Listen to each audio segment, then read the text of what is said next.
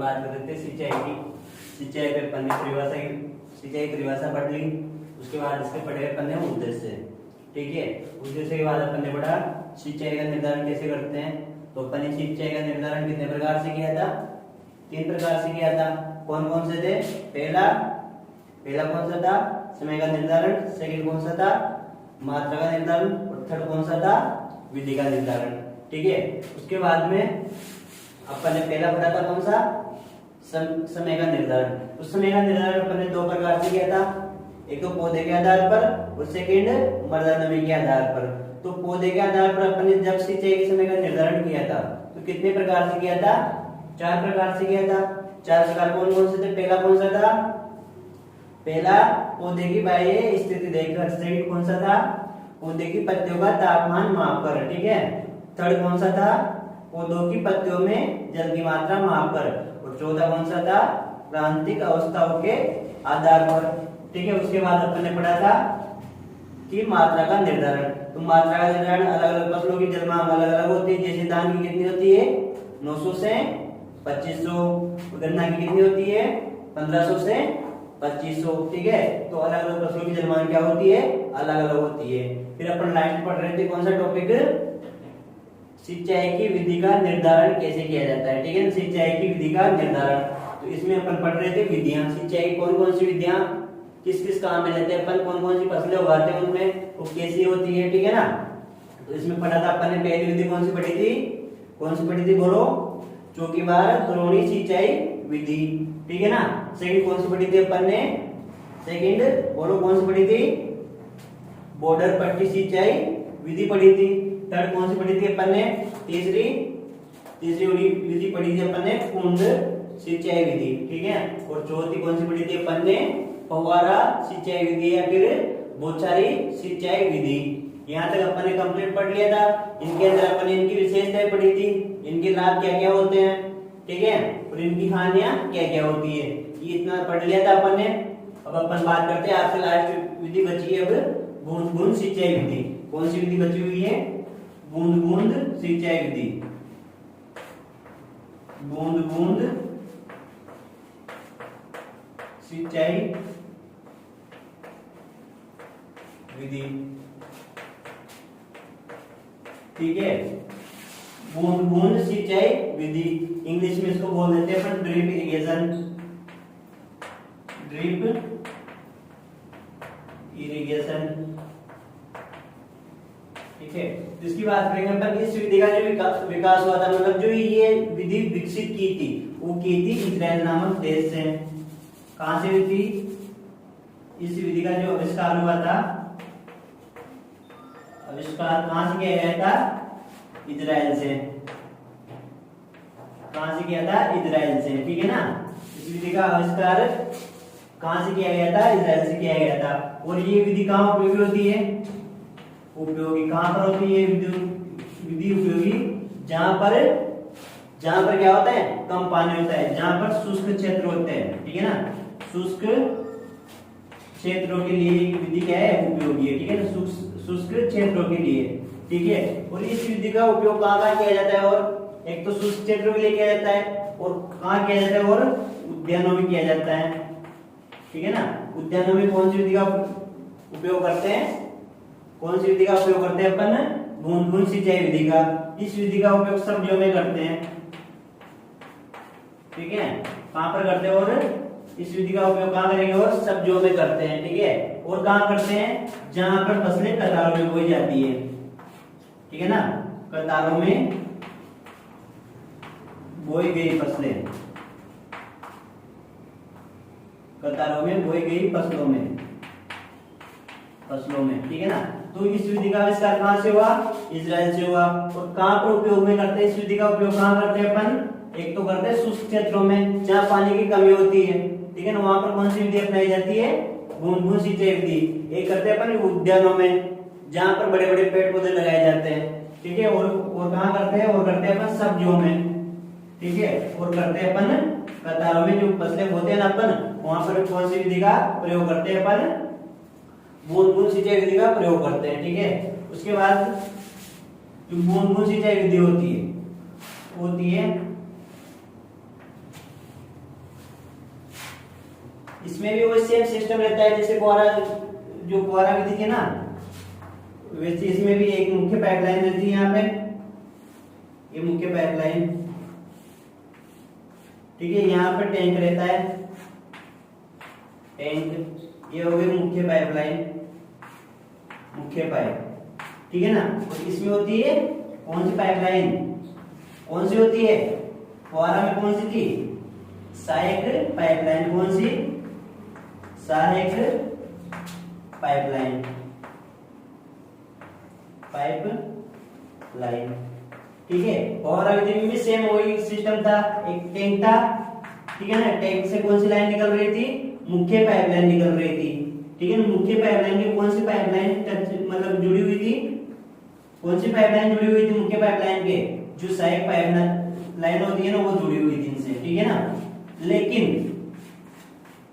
जो फुहारा सिंचाई विधि थी, ठीक है, लेकिन जो फुहारा सिंचाई विधि थी उसमें क्या लगे हुए थे, क्या लगे हुए थे, उसमें राइजर लगे हुए थे, उसमें नोजल लगे हुए थे, ठीक है ना। लेकिन इसमें क्या लगे होते हैं, इनमें जो प्लास्टिक की जो छोटी छोटी पाइपलाइनें होती है, ठीक है ना, प्लास्टिक की जो छोटी छोटी पाइपलाइनें होती है ना, उनमें छोटे छोटे छिद्र होते हैं, ठीक है ना।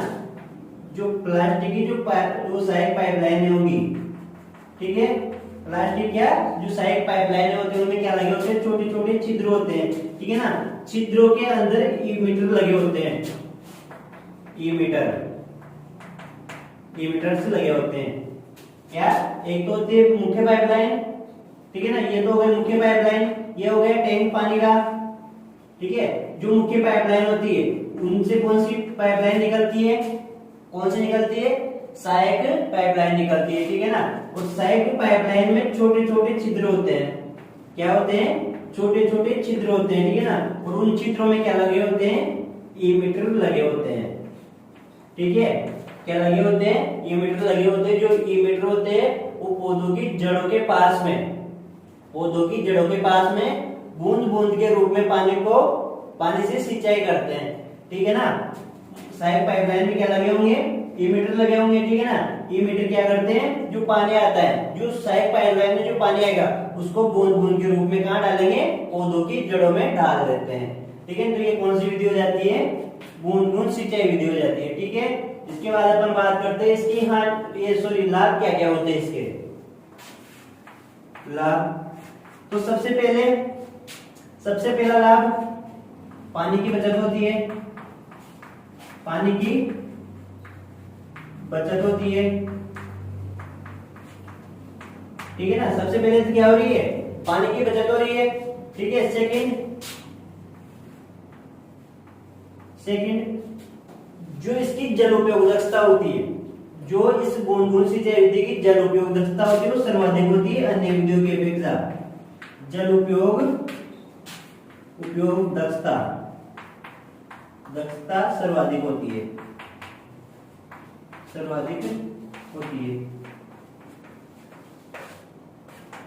ठीक है। जल उपयोग दक्षता क्या होती है, अपन बात कर रहे हैं भाई इस जो सिंचाई विधि है, बूंद बूंद सिंचाई विधि, उसकी जल उपयोग दक्षता सर्वाधिक होती है। तो जल उपयोग दक्षता होती क्या है, जैसे मान लो मैं हूं और मुकुट सर है, ठीक है ना। मुकुट सर ने पढ़ाया आपको 100 मिनट, ठीक है। मैंने भी पढ़ाया आपको 100 मिनट, ठीक है। मुकुट सर पढ़ाते हैं आपको कितना, 100 मिनट पढ़ाते हैं, और मैं भी कितना पढ़ाता हूँ आपको 100 मिनट पढ़ाता हूँ। उसमें से जो मुकुट सर है वो क्या कर रहे हैं, आपकी क्लास कितने मिनट ले रहे हैं, 100 मिनट ले रहे हैं। मैं भी आपकी क्लास कितने मिनट ले रहा हूँ, 100 मिनट ले रहा हूँ, ठीक है ना। अब इसमें से 100 मिनट मुकुट सर ने क्लास ली, ये मुकुट सर यहाँ दिख नहीं रहा होगा आपको, ठीक है, मैं समझाता हूँ मैं। ये मुकुट सर कितने मिनट ले रहे हैं आपकी क्लास, 100 मिनट ले रहे हैं, ठीक है।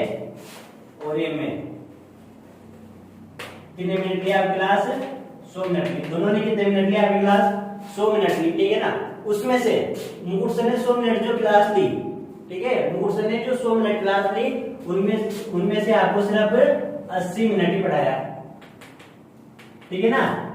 कितनी क्लास ली? 100 मिनट की क्लास ली, जिनमें से आपको सिर्फ 80 मिनट ही पढ़ाया और तो फालतू बातें की उन्होंने, ठीक है ना, मतलब और एक्स्ट्रा बातें की उन्होंने। पढ़ाया कितनी देर? 80 मिनट। और जब मैंने क्लास ली तो मैंने पढ़ाया आपको 70 मिनट। कितना पढ़ाया? 70 मिनट। मैंने आपको 100 मिनट की क्लास दी, उसमें से कितना पढ़ाया? 70 मिनट। और 30 मिनट क्या की मैंने? व्यर्थ की बातें की, फालतू बातें की। तो जो मेरे पढ़ाने की दक्षता थी, ठीक है ना, मेरे पढ़ाने की दक्षता कितनी हो जाती है? मेरे पढ़ाने की जो मैंने पढ़ाया वो उसकी दक्षता कितनी हो गई? मेरी पढ़ाई दक्षता कितनी हो गई? 70%। ठीक है। और मुकुट सर की पढ़ाई दक्षता कितनी हो गई? जो मुकुट सर ने पढ़ाया उसकी दक्षता कितनी हो गई? 80%। ठीक है। तो इसी प्रकार जैसे मान लो एक खेत है, ठीक है, ये एक खेत है, एक खेत है, इसमें आपने फसल बो रखी है, किसकी? गेहूं की।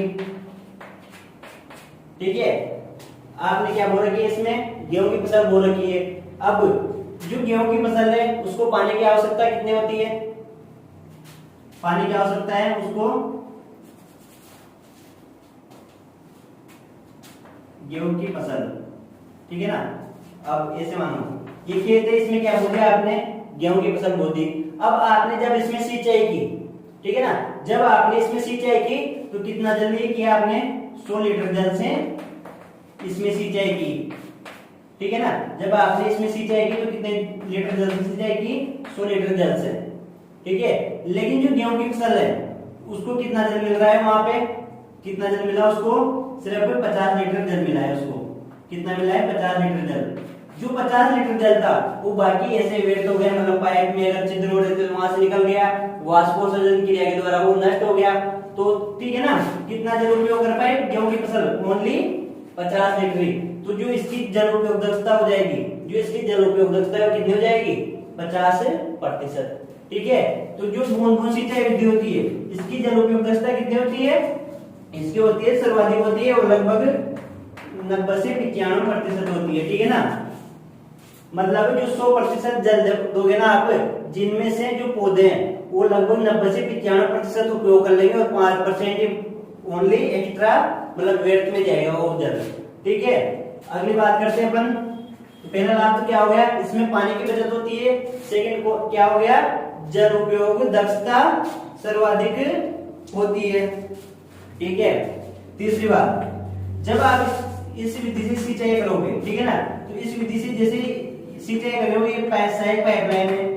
अब साइड पाइपलाइन में क्या है? ये छिद्र लगे हुए हैं, छिद्र में क्या लगे हुए? इमीटर। ठीक है।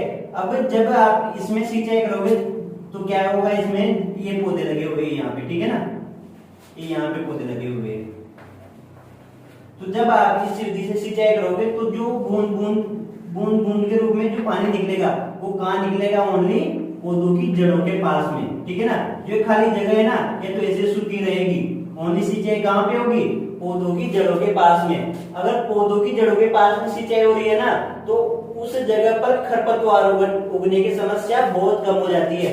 मतलब अगर एक्स्ट्रा जगह पर आप सिंचाई नहीं कर रहे हो, अगर मान लो जो खाली पड़ी जो भूमि है उसमें आप सिंचाई नहीं करते हो तो इस खेत में खरपतवार की समस्या बहुत कम हो जाएगी।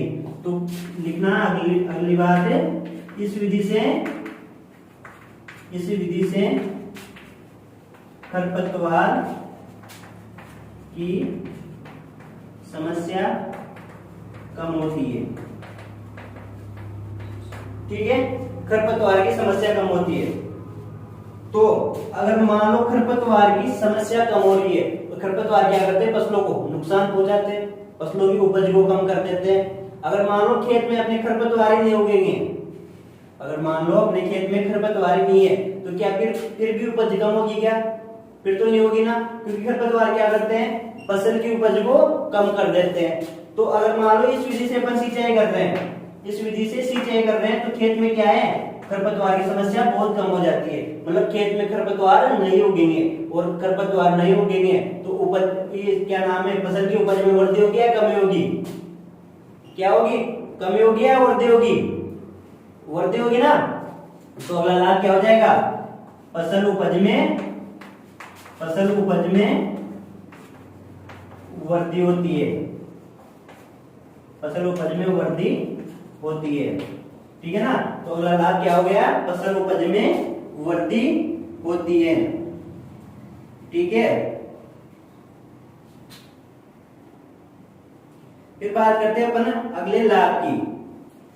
तो अगला लाभ क्या होगा, जब आपने फव्वारा सिंचाई विधि थी, जो विधि थी उसमें क्या पढ़ा था कि इसमें अपन पानी के साथ, सिंचाई के साथ क्या कर सकते हैं, उर्वरकों का भी प्रयोग कर सकते हैं। ठीक है ना। तो इस विधि में भी आप क्या कर सकते हो, उर्वरकों का, मतलब सिंचाई के साथ उर्वरकों का प्रयोग कर सकते हो। इस टैंक पे आप सिंचाई का जो पानी भरा हुआ है ना, इसमें आप उर्वरक बोल सकते हो और उर्वरकों को बोलकर कहां पहुंचा सकते हो, खेत पर पहुंचा सकते हो। तो सिंचाई के साथ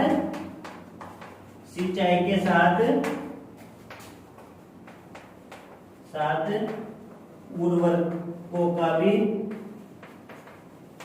प्रयोग किया जा सकता है। ठीक है। और अगर मान लो इस जगह पर आपकी भूमि समस्या ग्रस्त है, ठीक है ना, इस पर लवण जमाव हो रहे हैं। तो अगर मान लो इस जगह से बार बार बूंद बूंद के रूप में पानी गिरेगा मृदा पे, तो जो यहाँ उपस्थित जो लवण होते हैं, अगर आप बार बार सिंचाई कर रहे हो बूंद बूंद सिंचाई विधि से, तो यहाँ उपस्थित जो लवण होंगे वो कहाँ चले जाएंगे, मृदा की निचली परतों में चले जाएंगे। और जब पानी के साथ लवण घुलकर मृदा की निचली परतों में जाते हैं, तो उस क्रिया को क्या बोलते हो, उस क्रिया को बोलते हैं अपन अपक्षालन। क्या बोलते हैं, अपक्षालन। उस क्रिया को क्या बोलेंगे अपन, अपक्षालन। तो क्या बोलोगे, अगला लाभ क्या हो जाएगा, इस विधि से सिंचाई करने पर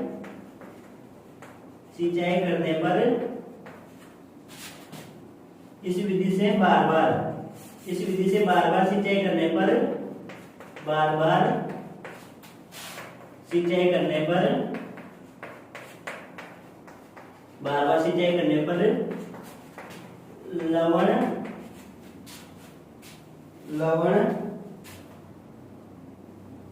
लवण घुलकर निचली परतों में चले जाते हैं, चले जाते हैं। ठीक है ना, निचली परतों में चले जाते हैं।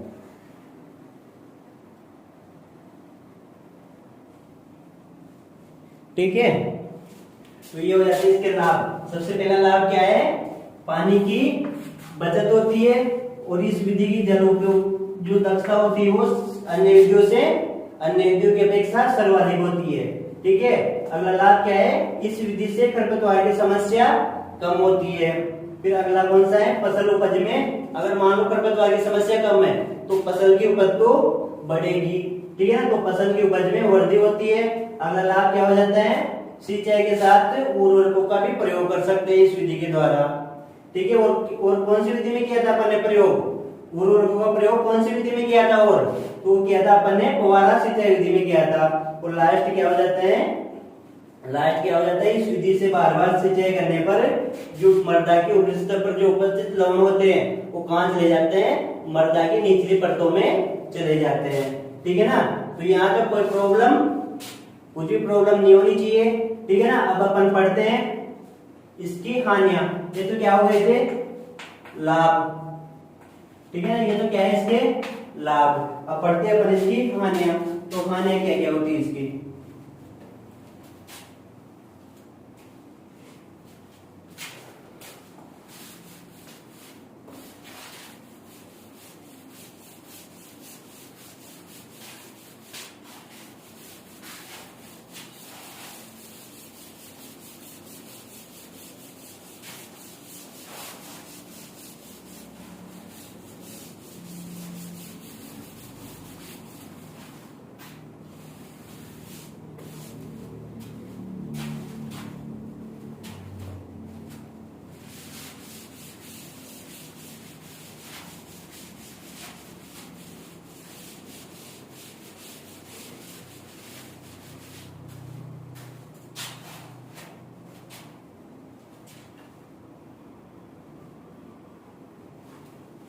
ठीक है। तो अब अपन बात करेंगे हानियों की। ठीक है, तो सबसे पहली हानि तो कौन सी हो जाएगी? सबसे पहले अपन जब इन पाइपलाइनों को खरीदेंगे, जब इन पाइपलाइनों को खरीदेंगे तो किससे खरीदेंगे? पैसों से खरीदेंगे, और अपने पैसे जाएंगे, अपना व्यय होगा, तो वो तो सबसे बड़ी हानि है। तो जो इसका प्रारंभिक खर्चा होता है, ठीक है ना, तो इसका प्रारंभिक खर्चा होता है वो अधिक आता है, प्रारंभिक खर्च अधिक। ठीक है, मतलब जब अपन फर्स्ट बार इनको खरीदेंगे ना तो बहुत ही ज्यादा, मतलब बहुत ज्यादा खर्च आ जाएगा। ठीक है, पहली हानि। सेकंड, अब इनको भी मान लो किसी अनजान व्यक्ति को आप ले जाके खेत पे खड़ा कर दोगे और आप बोल दोगे चल फव्वारा सिस्टम लगा मेरे खेत में, तो क्या वो फव्वारा सिस्टम लगा पाएगा क्या? जब उसको उसके बारे में बिल्कुल जानकारी नहीं है तो क्या फिर वो फव्वारा सिस्टम उस खेत में स्थापित कर सकता है क्या? नहीं कर सकता। तो इसके लिए किसकी आवश्यकता होगी? एक कुशल श्रमिक की आवश्यकता होगी, एक दक्ष श्रमिक की जो सब कुछ जानता हो, जो बूंद बूंद सिंचाई विधि के बारे में सब कुछ जानता हो। ठीक है ना, तो एक दक्ष व्यक्ति क्या कर सकेगा? बूंद बूंद सिंचाई विधि सिस्टम को अपने खेत में लगा सकता है। तो सेकंड क्या हो जाएगा? दक्ष श्रमिक की, दक्ष श्रमिक की आवश्यकता होती है, आवश्यकता। ठीक है ना। तीसरा, ये तो क्या थी? मुख्य पाइपलाइन। और जो इसकी जो सहायक पाइपलाइन थी वो कैसी थी? प्लास्टिक की बनी हुई थी। ठीक है ना, कैसी थी वो? प्लास्टिक की बनी हुई थी। अब आपको पता है खेत में चूहे तो बहुत सारे रहते ही है, वो क्या करते हैं? जो प्लास्टिक की चीजें होती है उनको काट देते हैं। ठीक है ना, तो जब आप इस पाइपलाइन को बिछाओगे ना तो जो वो चूहे होते हैं वो क्या कर देंगे? इनको काट देंगे। ठीक है, तो इनको क्या होगा? चूहों से खतरा रहता है, और अगर मान लो इनको काट दिया तो वापस क्या होगा? खर्च करना पड़ेगा अपन को, अपनी जो कमाई है वो इस पे वापस व्यय करनी पड़ेगी।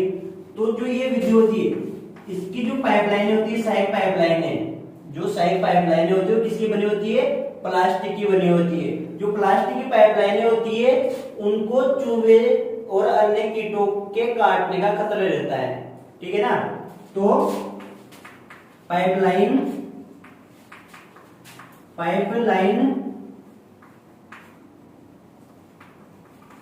प्लास्टिक की बनी होती है,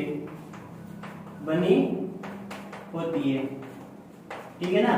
पाइपलाइन किसकी बनी होती है? प्लास्टिक की बनी होती है, जिन्हें चूहों व अन्य कीटों द्वारा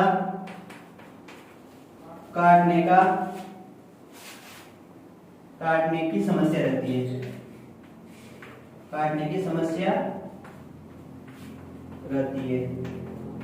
ठीक है। तो इससे यानी क्या हो गई? पाइपलाइन प्लास्टिक की बनी होती है जिन्हें चूहों अन्य कीटों द्वारा काटने की समस्या रहती है। ठीक है ना। और अगली हानि की बात करते हैं अपन।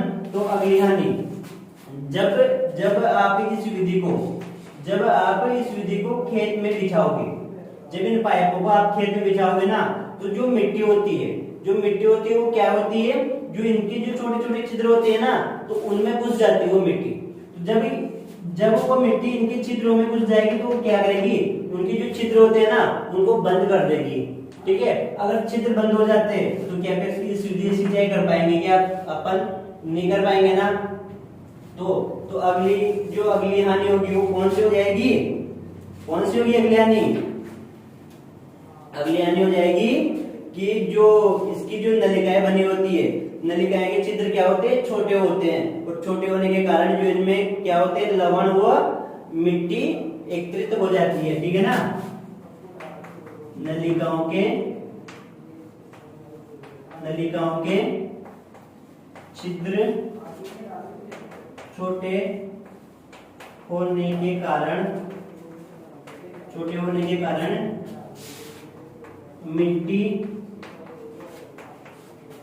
मिट्टी लवणों व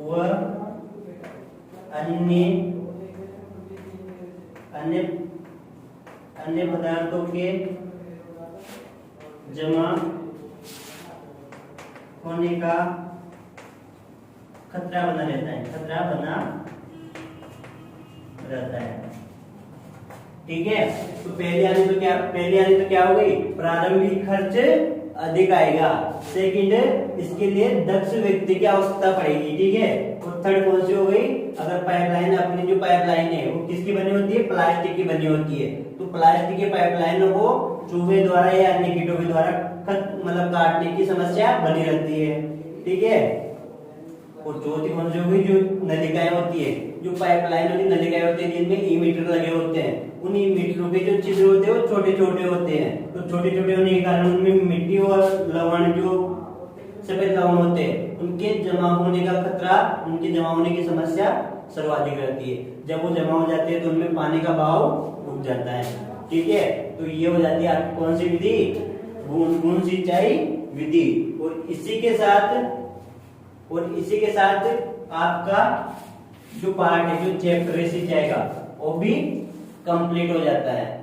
ठीक है ना, तो इसके नोट्स आपको पीडीएफ के द्वारा एप्स के माध्यम से प्रोवाइड करवा दिए जाएंगे। वो आप जैसे आज हो जाएंगे, वो भी उनकी पीडीएफ भी आज कंप्लीट आपके एप्स के ऊपर अपलोड कर दी जाएंगी। ठीक है ना, तो ये हो गया आपके चैप्टर कंप्लीट। अगला चैप्टर अपन स्टार्ट करेंगे नेक्स्ट क्लास से। ठीक है।